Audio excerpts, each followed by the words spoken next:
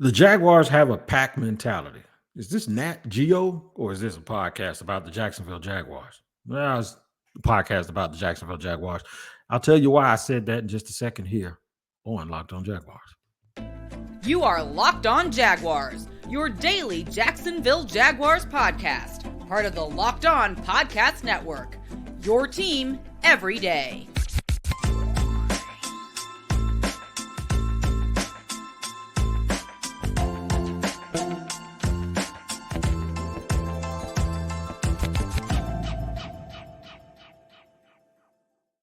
What's going on? Welcome to another edition of Locked On Jaguars, the podcast. I am the host of the Locked On Jaguars podcast, where it's your team every day.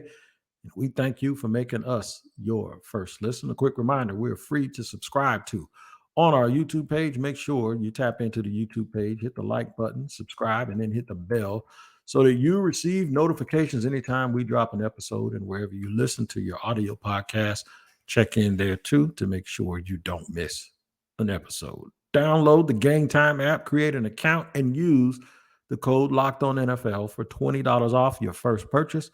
Last minute tickets, lowest price, guaranteed. Quick shout out to the everydayers that listen to the show every day, and you can be an everydayer too. All you got to do is listen to the show every day. All right.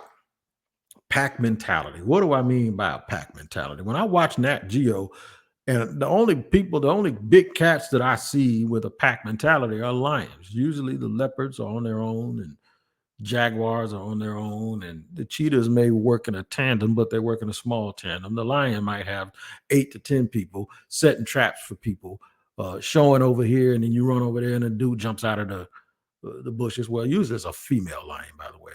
Big cat jumps out and they do all the hunting, and then the big male comes along and runs everybody out, and he wants to eat, right? The point isn't about the devouring of the meal. It is about how do you catch it. And in this case, catching it is the quarterback of the opposite team.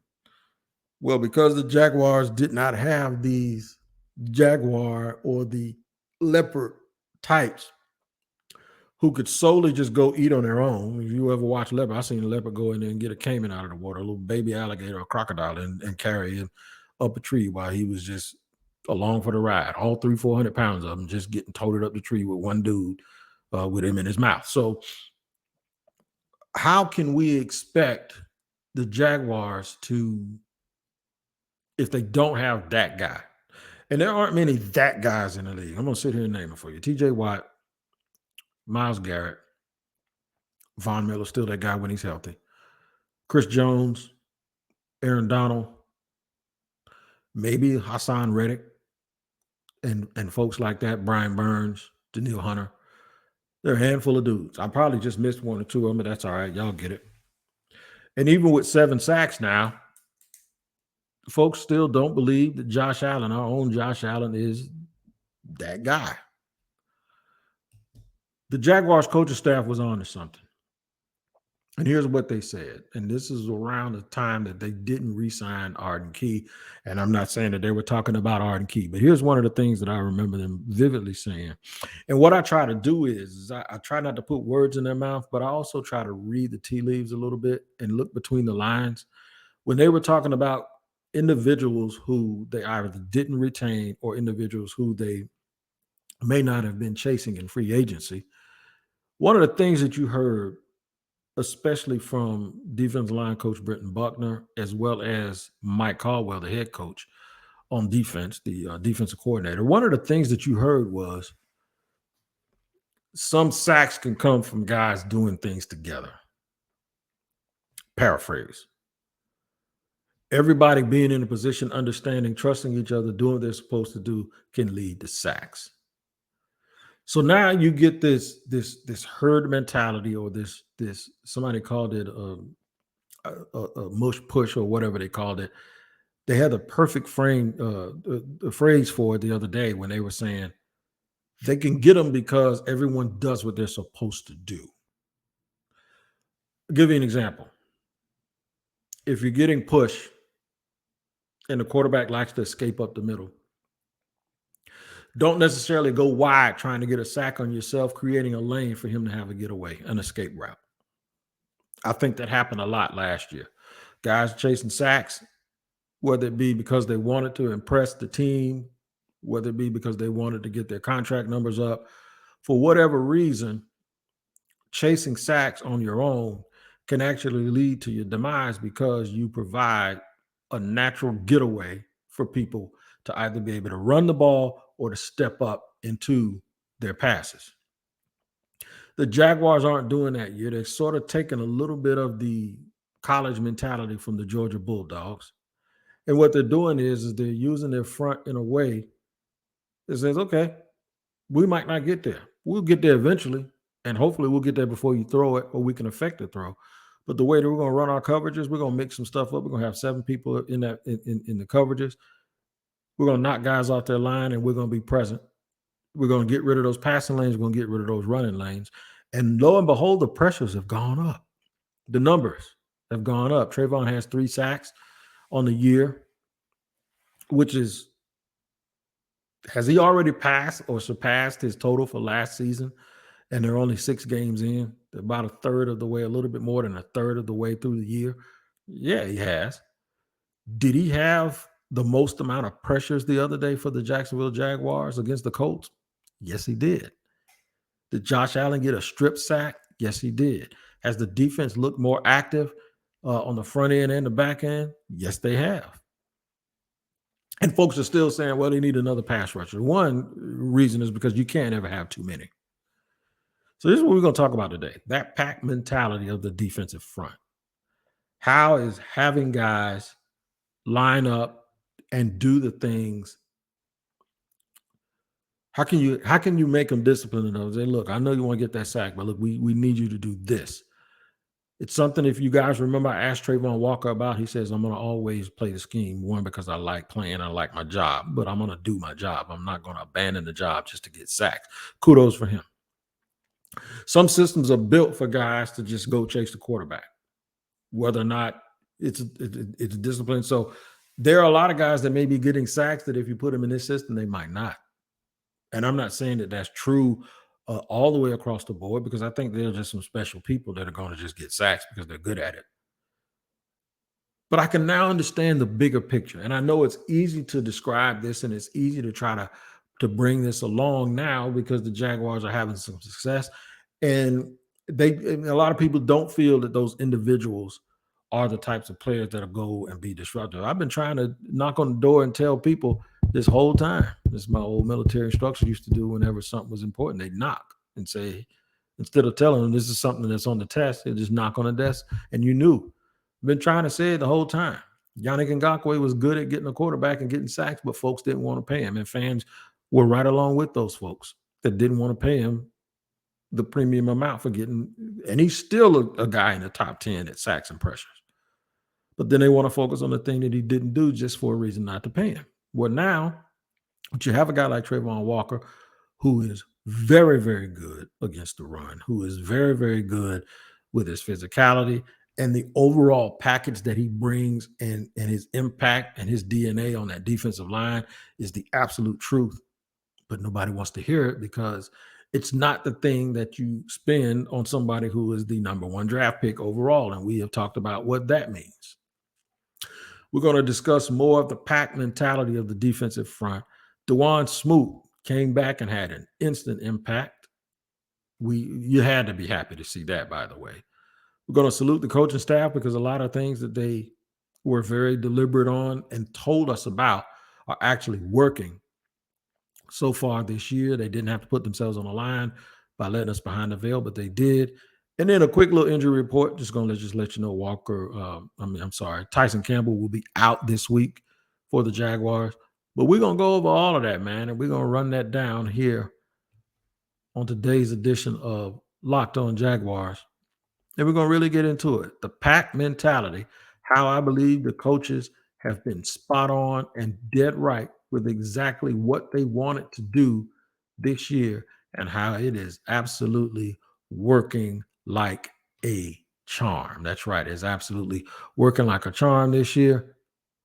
And when those plans come together, what that means as a whole for the Jacksonville Jaguars. We'll discuss that here in segment number 2 of Locked On Jaguars. First, I have to tell you about BetterHelp. If you ever been in a situation, man, where you have needed therapy and you don't know where to start, you have to understand that this show's episode is brought to you by BetterHelp. BetterHelp is the absolute place where you should go. I went to BetterHelp and I use it, and it absolutely helped me during trying times of going through a divorce, during my pain management, when I just didn't know how I was going to start my day. Sometimes you need therapy and help with someone who can help you get started. Like, you know what to do, what's good for you, but you just can't do it. Therapy helps you figure out what's holding you back so you can work for yourself instead of against yourself. Make your brain your friend with BetterHelp. Visit betterhelp.com/locked on today to get 10% off your first month. That's BetterHelp, HELP.com/locked on. You can do it. It's private. It's over the phone. It's simple, and it's very, very effective. Make BetterHelp. That's BetterHelp, HELP.com/locked on. All right, we're going to run it down to you today and let you know that today's sponsor for today's show is DoorDash. That is right. DoorDash is today's sponsor. Now, I'm talking about a specific thing with DoorDash. I'm talking about DoorDash Grocery. That's right. DoorDash Grocery. We've had DoorDash deliveries. We've been doing it for a long, long time. They've always been very, very good and very, very professional. But now those grocery store folks have caught up, and now you can use DoorDash. Listen, you can get 50% off up to a $10 value when you spend $15 or more on your first order when you download the DoorDash app and enter the code LOCKED23. That's LOCKED23. LOCKED 23. Please make sure what you do is go to DoorDash, download the app, enter the promo code LOCK23, and you're going to get up to a $10 value when you spend $15 or more on your first order. The game go to a timeout, time to order with DoorDash. At halftime, order in DoorDash. 2-minute warning, you got it. That's your cue to order in. So make sure you tap in and order at DoorDash using the promo code LOCK23 for 50% off up to $10 value on your first order when you download the DoorDash app. All right, man, making sure we get you what you need here on Locked On Jaguars every single day, where it's your team every day. And we thank you always for making us your first listener. Quick little report, right? So I went to physical therapy today. I'm sore, but I'm almost back, y'all. I am almost back. I would say I'm around 65% right now and feeling better than ever. So shout out to the physical therapist. Make sure you go to the doctor and get yourself checked out too, so you don't end up in a bad situation like I did for a long, long time. All right. We'll talk about the injuries for the Jaguars in segment 3, but now more about that pack mentality that we were talking about on defense. It's working. Whatever they're doing to create turnovers, whatever they talked about, whatever they put in those guys' mind, and however they tried to make those guys get it in their head that ball belongs to them, even when it's in the air, on the ground, or being carried by somebody else of the other team. This team seems to have gotten it. They have 15 turnovers, and that leads the league in turnovers. They have a +7 differential, which means that could be even higher if they prevented their own turnovers. But they're doing exactly what they want. They're also using a pack mentality up front in terms of how they're pressuring the quarterback, even though the guys getting the sacks are the people you expect to get them. There's a lot of pressure coming from everywhere else. Now, they've done this for the most part this season without Devon Smoot and without Devon Hamilton. Devon, I got all of these. Sounds like a little R&B group, right? But they're doing it without those guys. They've done it without, well, at least until the other day, Devon Smoot comes back and has an instant impact on this team. And folks went absolutely crazy when his name was called, and they should have, because the dude has just been back, and he's one of the best people. And look, they have a lot of good people on that team and in that building. I'm just going to point him out and tell you that he is just absolutely one of those guys, man, that is the absolute truth. I mean, he is just as a person, as a player. He's the type of dude you always want around your ball club. He's just doing his thing, man, and really, um, I'm just happy. Kayvon Chason even has 2 sacks, y'all. Trayvon has 2.5. Is about the same he had last year. I think they gave him a half a sack, and they gave the other half to Roy Robinson Harris. Josh Allen has 7, but they are absolutely getting pressure.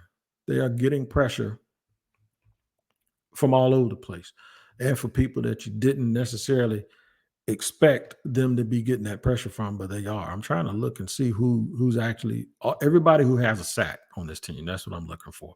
So you got Trayvon with 2.5. Roy Robinson Harris has the other half of that sack from the other day, and 2 for Kayvon Chason so far. Right? They got pressure from Angelo Blackson. They've gotten that pressure from DeJuan Smoot after only uh, 1 game. I'm sure he was on a little bit of a pitch count, but they've done an absolute fabulous job of being able to spread that message that if everybody works together and does their job as one unit, we're going to have more success than if everybody kind of goes out and does it on their own. Now I can tell you, I can look back over the years. I remember a cat named Dana Stubblefield. He played for the Washington organization. Dana Stubblefield had like 14 sacks one year with the 49ers, and then they let him go in free agency, and Washington picked him up. And one of the things that was said by the people in the 49ers organization years ago, this was like maybe in the late 90s or something, or early 2000s, they said, well, he sold out to go get those sacks. Now, what are you talking about? The dude had 14 sacks. He must have done something right. Yeah, we appreciate it, but he sold out. He didn't stay in his running lanes. He didn't have gap integrity. And probably for every sack you saw him have, there were 5 mistakes that led to something big happening away from it. So there's always been this thought that you can get sacks, but if the sacks don't really help you schematically, and if they don't, if they create another problem while you're trying to get it, because all some people do is they don't even look at the tape. They'll just look and say, oh, sacks. That means he can rush the quarterback. Well, if he's doing it at the expense of everything else in the scheme, because if you notice a lot of the sacks, just watch the all 22. And if you can't watch the all 22, look at a different angle on YouTube. Watch how some of the sacks are with guys timing their blitz or timing their rush. Some guys go this way, another guy stops, lets all that happen, and he curls back around, and bang, he beelines for the quarterback. All right, so without this thing going that way, and we can question all day whether Mike Caldwell and the crew are making the right calls. But you can't get angry when a guy does what the call suggests he's supposed to be doing, and it doesn't work. So far, so good. The calls have been correct, and the guys have been adhering to the system. And they've been doing the things that they needed to do to create the sort of pressure on someone to cause the quarterback not to play extremely well. Now, CJ Stroud, that game against Houston, I think it's the one game that kind of still lingers in people's minds that says they need another edge rusher and they're not very good. Or the thought that in order to get to a new height, you have to have overload at those positions and have a whole bunch of people that can rush the passer. Now, that part of it I agree with. You never have enough, right? And in order to win a championship, it's good to have too many as opposed to just not having enough at all. I get that too. But we have to give a little bit of an attaboy to the coaches because they did say that doing it this way would work. And I think they probably want both. They want those guys to develop and be better pass rushers, but they also want people who are going to pay close attention to the scheme and the way things are supposed to go. And if they had their druthers, they'd rather have guys who are schematically sound and doing things the way they're supposed to do it instead of having a guy there who's a lone wolf and trying to do everything on his own.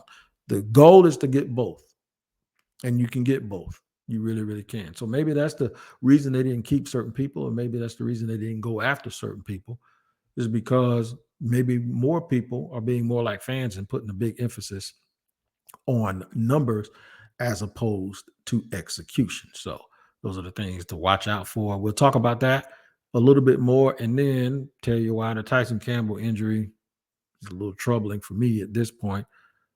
But why Tyson Campbell being out right now probably isn't the worst thing in the world, especially when you consider it could come at some other time. We'll talk about that in just a second here on Locked On Jaguars. As we get to segment 3, I have to tell you about the Gametime app. That's right. It's either the Gametime app or you go to gametime.co. It's very important that you know that. It's gametime.co. It's all about getting tickets, man. It's about getting tickets to sporting events, whether it's at the last minute, you need views from your seat, you don't have a bunch of time, then you need to let the Gametime folks do the work for you, because you shouldn't have to worry about buying tickets to your next big events. Gametime is the fast and easiest way to buy tickets for all the sports, music, comedy, and theater events near you. And yeah, y'all are theater type people too. I know that. All right. Gametime has deals on tickets right up to the start of the event and even an hour after it starts. It's the place to find last minute seats. Download the Gametime app, create an account, and use the code Locked On NFL, all one word, for $20 off your first purchase. Terms apply. Again, create an account and redeem Locked On NFL, LOCKEDON all in lowercase, for $20 off. Download the Gametime app today. Last minute tickets, lowest price guaranteed. All right, man, y'all guaranteed to have a good time with me, a funky good time here on Locked On Jaguars, because, well, that's the way we try to make it, and that's what we try to do. I really appreciate so many people tuning in to the postcast, too. You guys were on an all-time high, and you guys decided to tap in with me and join the fun about 30 minutes after the game the other day. And I saw you. You showed up and showed out, so I really do appreciate that. Also, check us out on Locked On NFL. Make that your next watch. Locked On NFL, the podcast, is a show that is daily, just like Locked On Jaguars. You can see me on the Friday edition of that show, where we take a look around the NFL. Instead of just focusing on one team, we focus on the entire league. And a lot of times, the Jaguars are at the top of that conversation. So make sure you check out Locked On NFL, subscribe, hit that like button wherever you get your podcast, and make sure you check it out every single day. Okay. Injury day-to-day for Walker Little, day-to-day for Tyson Campbell, but he's probably going to be out this week, right? You want to get that little hammy straightened out. This is a good game where guys will go deep on you, with New Orleans coming up. You kind of want to get that out of the way. Make sure he's rested up. See if you can put some pressure on Derek Carr with the games that are coming up. It's not necessarily the worst time to hold out your top corner. It's not, to be honest with you. So I told everyone, I think it's week 8 or 9, that's when it all starts. For me, every game is important. I don't want y'all to think that every game is not important, because that would not be true. Of course, they all are important, but they got New Orleans and then they have Pittsburgh. Well, that's a game where they might need the corners to really, really play well, because Pittsburgh does have some weapons outside. They ain't got the greatest quarterback. And then they're on a bye, so you think that they can get a little healthier there. And then here come the 49ers, who are also banged up, but that's where you want to be at full strength. You got the 49ers, and then you have another game against the Titans right after that, and then the Houston Texans, a game on the road where you kind of need some get back. And then you got the Bengals, when you got those receivers and that quarterback. So, yeah, this is the time if Tyson Campbell's going to get healthy. New Orleans and Pittsburgh are the games that I would actually choose if you gave me a choice of all the games for him to miss. You never want him to not be able to go and be ready to play, but if it has to be that way, then it has to be that way, right? And you look up and try to find best case scenario. And for me, the best case scenario is for him not to be out when they play those other teams, because I think that's when it's going to get real good and people are going to start jockeying for position. And you got some real good teams right there between like week 8 all the way up to like week 12 or 13. So never a good time for a player to miss time. But if there is a better time for that to happen than any other time, it's right now. I think they can get by without Walker just a little bit, even though the Saints have a very, very good front seven. I think the Jaguars can do enough.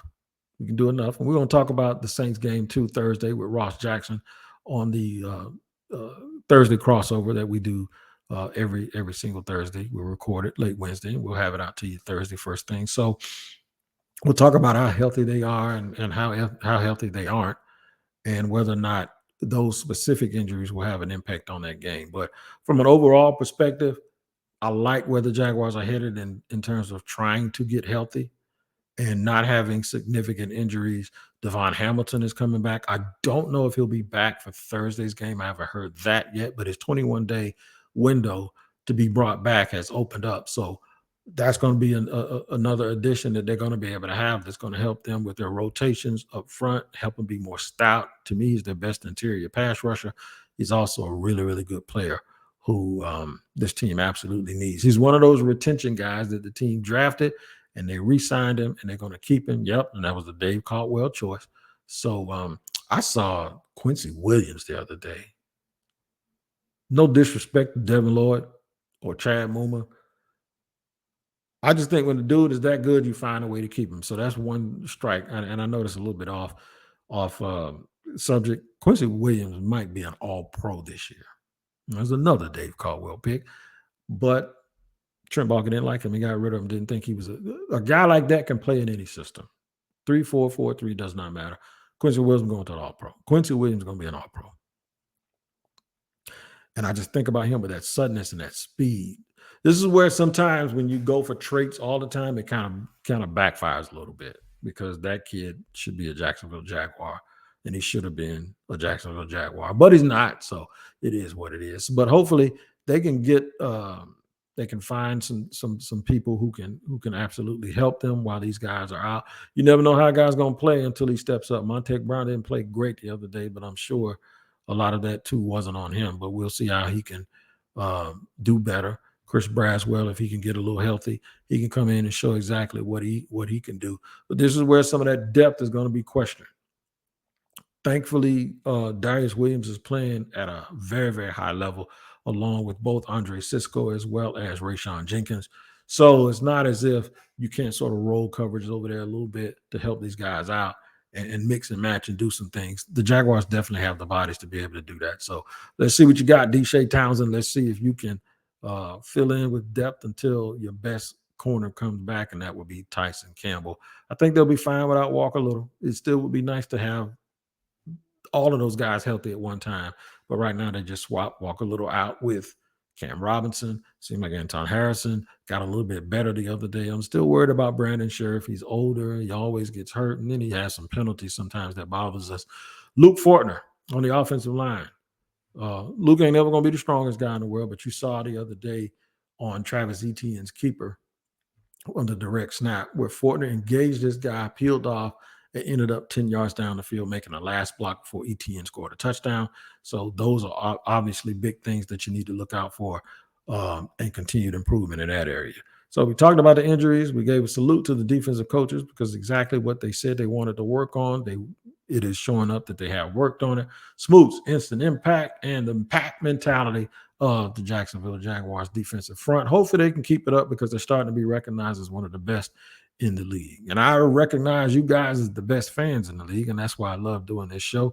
Make sure you tap back in every single day and on tomorrow for another edition of Locked On Jaguars. Until then, you guys, please take care of, I'm going to stop saying you guys. We all need to take care of each other, and we can do that.